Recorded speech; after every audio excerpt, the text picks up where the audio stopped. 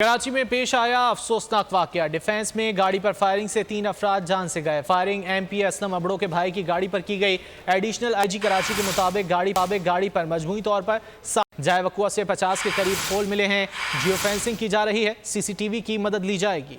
कराची का इलाका defence phase 7 Ayesha मस्जिद के करीब घात लगाकर टारगेट किलर्स ने गाड़ी पर गोलियां बरसा दी।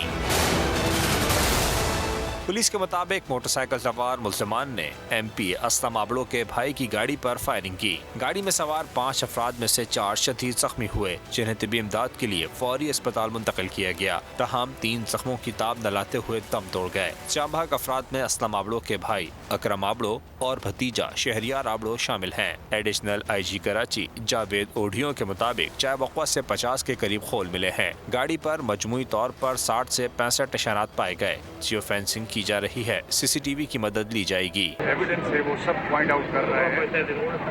वो टारगेट किलिंग कर रहे हैं।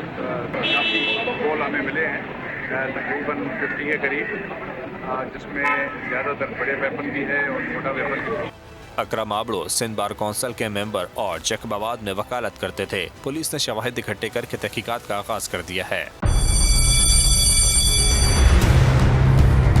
जामियात में चलता गोरख धंधा,